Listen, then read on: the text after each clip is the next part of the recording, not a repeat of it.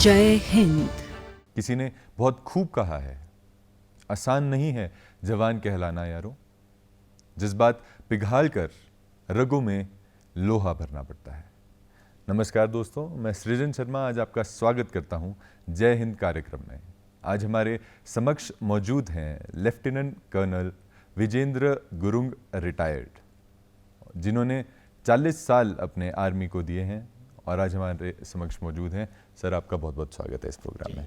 जय Hind sir. Journey कैसे शुरू हुई? आपने 40 साल अपने आर्मी को दिए हैं सर, तो अपने 40 साल के बारे में थ्रू आउट जो आपकी जर्नी रही उसके साथ हमें एक बार ले चलें अपने साथ। ओके, जय हिंद। मैं लेफ्टिनेंट कर्नल विजेंद्र सिंह गुरुंग। मैंने अपने ज़िंदगी के 40 साल अपने भारत माता को, अपने इंडियन आर्मी के लिए निछावर किए हुए हैं। जी सर। मेरी जो जर्नी है वो जब मैं स्कूल से अपना स्कूलिंग ख़त्म करने के बाद जी सर। मैं फ़ौज में 14 GTC में भर्ती हुआ। एक जवान के तौर पर मेरी सफ़र जो है वो शुरू हुई।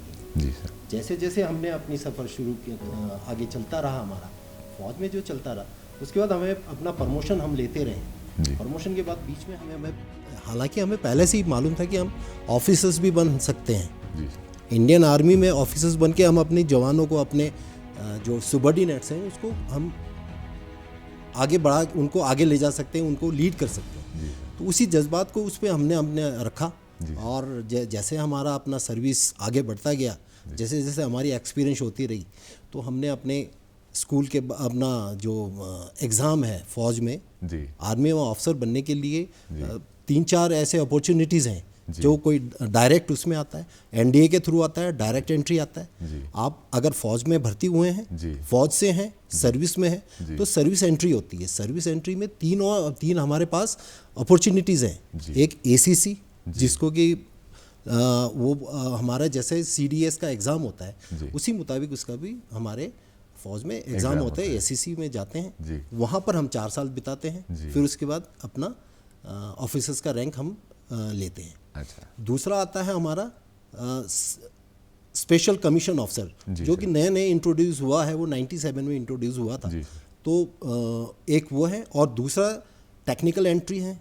कॉलेज में अगर कोई टेक्निकल्स जिन्होंने किया हुआ है, जी, ITI की तरह उन्होंने अगर वो किया हुआ है, कॉलेज में से किया हुआ है, तो वो वहाँ पर टेक्निकल एंट्री भी होती है। और तीसरा जो है वो इसका नेक्स्ट उसका जो आता है वो डायरेक्ट एंट्री से होती है। जी।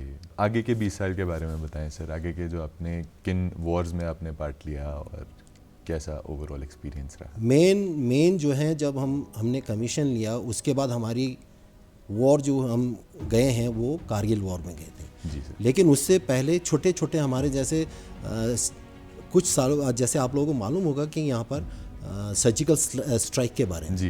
तो ऐसे स्ट्राइक जो हैं वो इंडियन आर्मी जो है कभी कभी करती रहती हैं, क्योंकि टेररिस्ट के ऊपर करना होता है। वो ज़रूरी नहीं है कि वो बता के वो सर्जिकल स्ट्राइक करें। जी। या उसके जब भी उसके ऊपर हमारे ऊपर कोई हादसा होता है तो हम उसके ऊपर काउंटर करते हैं। तो वो हमारी भी वो छोटी छोटी हमने भी सर्जिकल स्ट्राइक्स हमने भी देखे हुए हैं। जब हम नागालैंड में थे, हमारे ऊपर हुआ है, कुछ हमारे जवान हमारे उसमें शहीद हुए हैं, लेकिन उसका बदला लेने के लिए फिर हमने वापस उनके ऊपर अटैक किया है। उनको कुछ हफ्ते भर के पॉज के बाद फिर हमने उनके कैंप में और उनके इलाके में जाके उनको ध्वस्त किया है। तो हमारे जो है वो नागालैंड में जो कोई पता नहीं चलता है कि किस टाइम आपके कहाँ से आपके ऊपर गोलियां आ रही हैं, कहाँ पर है, क्योंकि वो ऐसे टैक्टिक्स में बहुत एम्बुश के लिए बहुत वो जाने जाते हैं। जी सर। नागालैंड के जो टेररिस्ट हैं, जिसको कि हम अंडरग्राउंड्स बोलते हैं, वो इन चीज़ों में बहुत तेज़ हैं और वो कभी भी वो आपके ऊपर स्ट्राइक करते हैं। हालांकि अभी जो है आपके अभी इसको वो पॉज लगा हुआ है, उनके गवर्नमेंट ऑफ इंडिया के साथ उनकी बातचीत हो रखी है, तो अभी वो पीस पीरियड में है वो। अच्छा। तो अभी कोई भी ना इंडियन आर्मी उनके ऊपर अटैक करती है और ना ही नागा इंसर्जेंट्स। तो आपका परिवार सपोर्टिव था इसके लिए जब आपने बताया उनको कि आप फौज ज्वाइन कर रहे हैं, और क्या आपके परिवार का रिएक्शन था जब आपने? हाँ, वो हमारे पिताजी जो हैं, मेरे पिताजी भी हैं, वो वर्ल्ड वार 2 के वेटरन्स हैं। जी। वो एक बार जब इनका ये जो है POW जिसको कि हम प्रिजन्स ऑफ वॉर भी बोलते जी। हैं, ये सिंगापुर तब का मलाया, अच्छा। मलाया बोलते हैं, वहाँ पर वो कैद रह चुके हैं, जापानीज़ के कैद रह चुके हैं, उन्होंने बहुत टॉर्चर वहाँ पर सहे हैं। उसके बाद आके उन्होंने हमें वो कहानियाँ बताई हैं जी। जब आए हैं हमारे घर में उन्होंने हमें ये कहानियाँ, हम तो छोटे थे, वो तो हमें बताते रहते थे कि क्या हुआ है, जी। उन्होंने कितने टॉर्चर सहे हैं, कहाँ कहाँ उन्होंने लड़ाई की। जी। तो उनके जज्बात के उनको देखते हुए हमें भी, हमारा भी मन में होता था कि हम भी कभी फ़ौज में जाएंगे और हम भी ऐसे ही दुश्मन के साथ लड़ेंगे, अपनी बहादुरी के साथ अपना बहादुरी दिखाना होगा। जी। क्योंकि हमारे गोरखाज में भी, हालांकि मैं गोरखा हूँ, जी। तो हमारे में खून में होता है। हमारे पूर्वज जो हैं वो फौज से ही ताल्लुक़ रखते हैं। जी। हम 3 भाई हैं जी। हमारे 3 भाई में मेरे 2 भाई, एक बड़ा भाई एक छोटा भाई, वो दोनों आर्मी में थे। जी। एक बड़ा भाई मेरा मेजर था, लेकिन वो किसी उसमें हार्ट अटैक की वजह से, जब दिल्ली में थे वो पोस्टेड थे, तो उनका देहांत हो गया किसी का उस पर हार्ट अटैक से। और छोटा भाई मेरा कुछ सालों तक हमारे साथ रहे, वो भी अफसर था, वो भी लेफ्टिनेंट कर्नल थे। पटियाला में उनकी पोस्टिंग थी। जी। तो उनको भी वही कार्डियक अरेस्ट होने के कारण उनका भी देहांत हो गया। अभी फ़िलहाल हमारे घर में एक मैं ही हूँ बचा हुआ, हम भाइयों में। और हमारे जो बड़े भाई हैं उनके बेटे भी अभी फ़ौज में है, अभी वो सर्विस में है, वो भी कर्नल है। पिताजी की भी सराहना करना चाहूँगा कि उन्होंने आप सबको इतना ज्ञान दिया, इतनी आपको समझ दी कि कितना ज़रूरी है हमारी फ़ौज में भर्ती करना। सलाम है उनको सर। सर, हमने आपके निजी जीवन के बारे में बात कर ली, आपके परिवार के बारे में हमें जानकर बहुत अच्छा लगा। थोड़ा हम बात करते हैं जैसे फील्ड पे होते हैं, जब सरहद पे होते हैं, जी हाँ, लड़ रहे होते हैं, तो उस टाइम पे क्या मानसिकता रहती है और किस हिसाब से डर रहता है क्या मन के अंदर, और उससे कैसे रिकवर कर पाते हैं, और मेंटली इतना स्ट्रांग कैसे रह पाते हैं? फिजिकली स्ट्रांग रहने का तो समझते हैं, ट्रेनिंग करते हैं, वो सब कुछ रहता है, पर मेंटली इतना प्रेशर होता है, उससे कैसे डील करते हैं सर? इसका मेंटली जो डील होता है, हमारे जज्बात में जो अंदर खून में वो होना चाहिए कि हम दुश्मन के साथ लड़ेंगे। अगर हम बॉर्डर में हैं तो ये नहीं है कि हम अपने पीछे की, हाँ यस, आगे हमें डर लगता है जब लड़ाई में जाते हैं हम, लड़ाई में जब होता है, गोलियां चलती हैं, किसे नहीं डर लगता है। जी सर। आप अगर कहीं पर भी, अब छोटा सा भी अगर आप बाज़ार में घूम रहे हैं, पटाखे बजा रहे हैं, जी सर, तब भी पटाखे से ही डर लगता है। तो जब कारगिल की लड़ाई हुई थी, या कहीं आप बॉर्डर में बैठे हुए हैं, दुश्मन अगर हमारे ऊपर गोलीबारी कर रहा है तो डर तो लगता है। हम अपने पीछे की सोचते हैं कि हमारे पीछे बच्चे हैं, हमारी बीवी है, हमारे माँ बाप हैं, हमारे रिश्तेदार हैं, तो उनको रखते हैं। लेकिन जब हम फौज में आ गए तो हमारी शादी जो है वो पहले फौज में हुई है, शादी हमारी फौज से हुई है। उसके बाद जो है, जो हमारे पीछे फैमिलीज़ हैं, हमारी बीवी हैं, वाइफ हैं, उसके बाद वो बाद में आते हैं। हमारे कहते हैं ना कि जब फौज में जब जाते हैं, हमें पढ़ाया जाता है, जब हम ट्रेनिंग कर रहे होते हैं, ऑफिसर्स ट्रेनिंग करते हैं, कि पहले हमारा, सबसे पहले हमारा धर्म है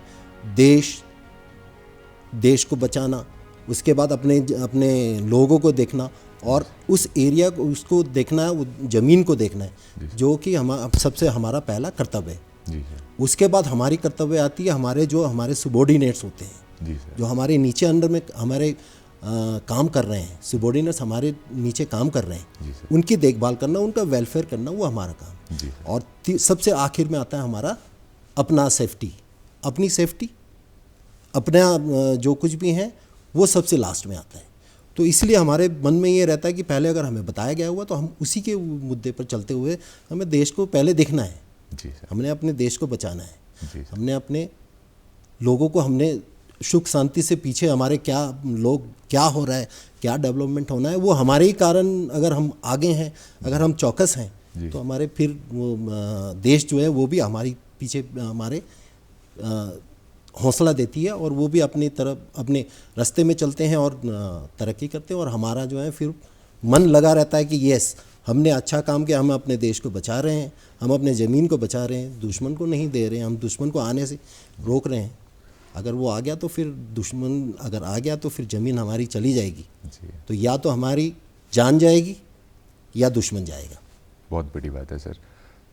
जैसे परिवार की आपने बात की, तो वो परिवार का जब वो 2 मिनट के लिए, 2 क्षणों के लिए वो दिमाग में जब वो छवि बनती है पूरी, तो उस समय क्या लगता है, कैसे? यस, वो लगता है, वो डर लगता है। हमारे पीछे बच्चे होते हैं, हमारे बीवी होते हैं, हमारे रिश्तेदार होते हैं, लेकिन वही हमने जो आपको बताया, पहले हमारा कर्तव्य है देश को, तो हम पहले उसको देखते हैं, हम देश को देखते हैं, हम अपनी ज़मीन को देखते हैं, हम अपने भारत माता को देखते हैं, हम अपनी मातृभूमि को देखते हैं। तो फिर उसके बाद जैसे ही हमारा वो मन वहाँ पर जब दृढ़ हो जाता है, फिर उसके बाद हम आगे जो है वो सोचना, उसको फिर सोचना बंद कर देते हैं।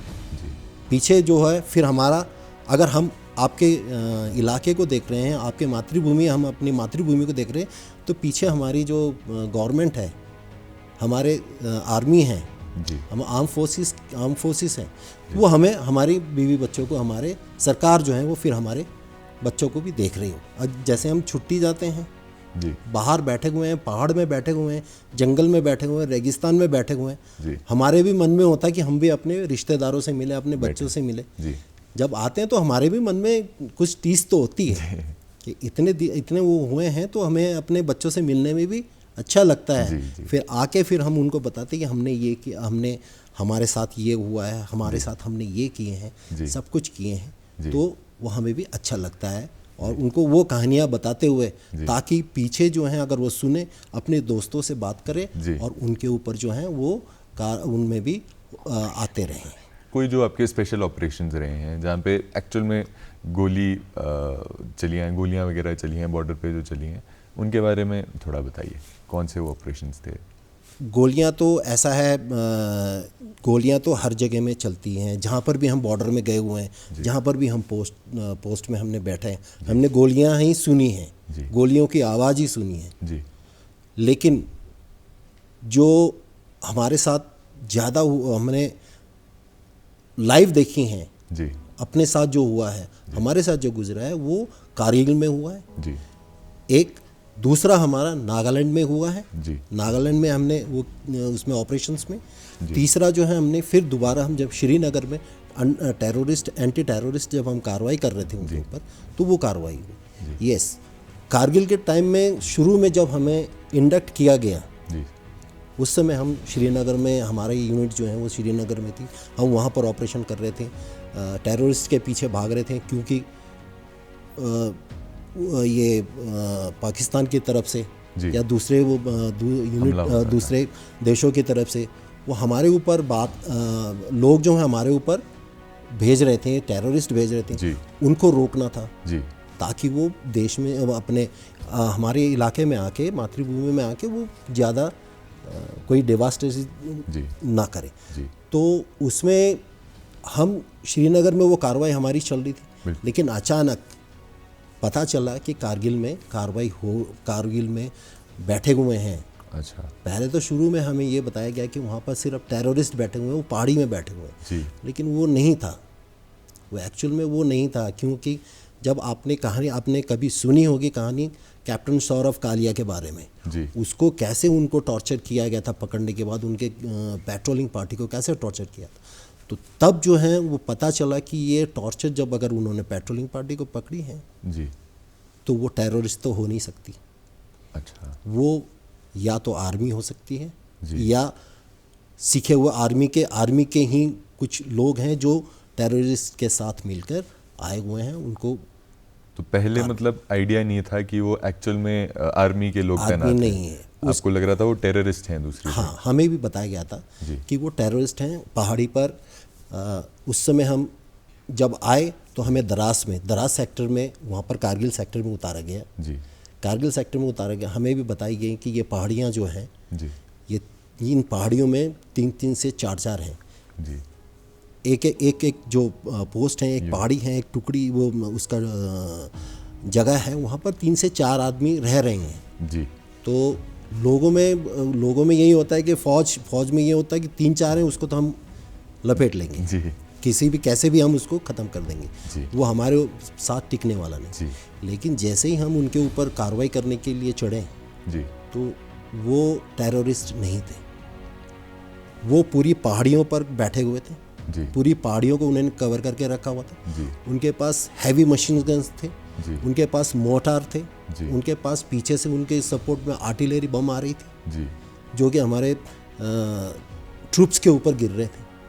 जी तो उससे पता चला कि वो वहाँ पर आर्मी ही बैठी हुई है। जी अब ये आर्मी कौन सी है, एसएसजी हैं, उनके वो स्पेशल ग्रुप हैं, जी या टेररिस्ट के साथ बैठे हुए हैं दूसरे आर्मी हैं, या जी छोटे मोटे जो दूसरे सीपीएफ के होते हैं जी वो हैं।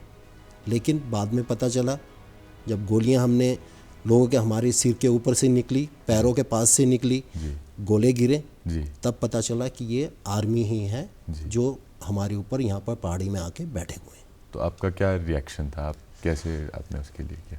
हमने फिर वही बताया, जैसे ही हम ऊपर चढ़े हमारे ऊपर गोलियां चलनी शुरू हो गई। जी सर।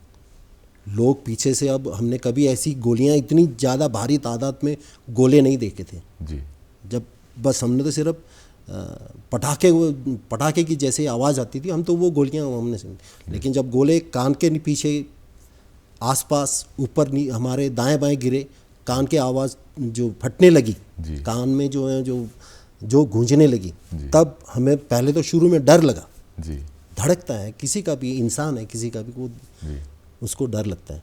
तो उसमें जो है पहले डरे हम, जी लेकिन फिर बाद में ये हुआ कि हम डर क्यों रहे हैं, जी। हम डर क्यों रहे हैं। सर एक मैं आपसे बीच में एक क्वेश्चन पूछना चाहूँगा, जैसे मूवीज़ देखते हैं हम, उरी है और अभी सिद्धार्थ मल्होत्रा की जो कैप्टन विक्रम बत्रा जी के लिए मूवी है, तो जैसा उन मूवियों में दर्शाया जाता है वो क्लोज टू रियलिटी ही है कि वो अलग, मतलब वो अलग रहता है? उनमें कुछ चीज़ें रियलिटी होती हैं जी। कुछ जो हैं वो अपने हिसाब से उसको तोड़ मरोड़ कर उसको दिखाते हैं, लेकिन यस वो चीज़ें होती हैं जो उन्होंने किया हुआ है। कारगिल के ऊपर भी एलओसी बनी हुई है, उसमें भी दिखाया गया है कि कैसे लोग चढ़ रहे हैं। पहाड़ी है, वहाँ पर वो एरिया वो ऐसा था कि 10,000 से ज़्यादा उसकी हाइट थी। वहाँ पर चढ़ना, आपको 100 कदम भी आप चलेंगे तो आपकी सांस बंद हो जाती है। तो मतलब जो हम आम आदमी जो देख रहा है उस फिल्म को, उसके लिए थोड़ा बहुत समझने के लिए फिल्म के लिए ठीक है। कहते हैं ना कि हमारे उसमें फौज में बोलते हैं कि आप लोग जो हैं क्रिकेट देखते हो जी, क्रिकेट के आपके पास बॉल आते हैं, 6 बॉल आते हैं जी, आप किसी भी टाइम में उसको छक्का मार सकते हो, चौका मार सकते हो, बाउंड्री में कहीं भी घुमा सकते हो जी। लेकिन हमारे फौज के लिए दूसरी गोली नहीं होती है जी सर। अगर वो आके हमें लग गया बिल्कुल, तो हमारा काम तमाम एक ही गोली से करता है। हमें कोई 6 गोली का ऑप्शंस हमारे पास नहीं है। सर बहुत सारे युवक भी हमारा आज का ये प्रोग्राम देख रहे होंगे, आपने बहुत ज़्यादा ज्ञान हमें आज दिया है। एक चीज़ आप जो आने वाले युवकों को, जो आर्मी के लिए बहुत जज्बे वाले युवक हमारे देश में हैं, जो बहुत पैशनेट होकर आर्मी में ही भर्ती होना चाहते हैं, उनकी ज़िंदगी का मकसद ही ये है, तो उनके लिए आप क्या बोलना चाहेंगे, उनके लिए आप कोई मैसेज देना चाहें सर इस प्रोग्राम के थ्रू? मैं उन बच्चों को, उन लोगों को जो फौज में आना चाहता है, जी सर, उनको ये बोलना चाहता हूँ कि इससे अच्छी अपॉर्चुनिटी फौज से अपॉर्चुनिटी से अच्छी कोई दूसरी अपॉर्चुनिटी नहीं है जी। आपकी लाइफ सिक्योर होती है इसमें। आपको हर महीने आपका जो सैलरी है वो पक्का मिलता है। आप अपने बच्चों को उससे आगे बढ़ा सकते हैं जी। और उसके बाद जो है आप रिटायर होने के बाद भी जी, आपकी लाइफ, आपकी ज़िंदगी जो है वो कहते हैं ना LIC का वो, कि LIC में एक बताता है कि ज़िंदगी के साथ भी ज़िंदगी के बाद भी। बिल्कुल। तो वही आर्मी में अगर आने के बाद अगर रहता है, इससे अच्छी अपॉर्चुनिटी आपके पास नहीं है। एडवेंचरस लाइफ है। आप कहाँ, आप जिस पैसा खर्च करके आप उस जगह में नहीं पहुंच सकते जहां पर आर्मी पहुंचती है, जहां पर आर्म फोर्सेस पहुंचती हैं। सिर्फ आर्मी ही नहीं, नेवी, एयरफोर्स ऐसे ऐसी जगहों में पहुंचती जो हमने कभी सोचा भी नहीं है। तो एडवेंचरस लाइफ है आपकी आर्मी में आने के लिए। तो ज़रूरी है उनको, अगर उनका कोई जज्बात है उनमें है, वो पक्का अपने दिल से और दृढ़ होकर आपको फौज में आना होना चाहिए और देश की रक्षा करने का एक यही है और भी है, लेकिन सबसे ऊपर ये, सबसे ऊपर जो है आपको आर्म फोर्सेस। पूरा सिर्फ हम ही नहीं सर, पूरा देश ये बात मानता है। सर आपको मैं बहुत बहुत धन्यवाद करना चाहूँगा अपना महत्वपूर्ण समय निकालकर हमारे साथ यहाँ पर जुड़ने के लिए। आपके साथ बात करके हमें बहुत ज़्यादा अच्छा लगा और बहुत सारा ज्ञान हमें प्राप्त हुआ। बहुत बहुत धन्यवाद। मैं आपके साथ आके हमें जय हिंद में जो आपने हमें बुलाया है उसके लिए बहुत बहुत धन्यवाद।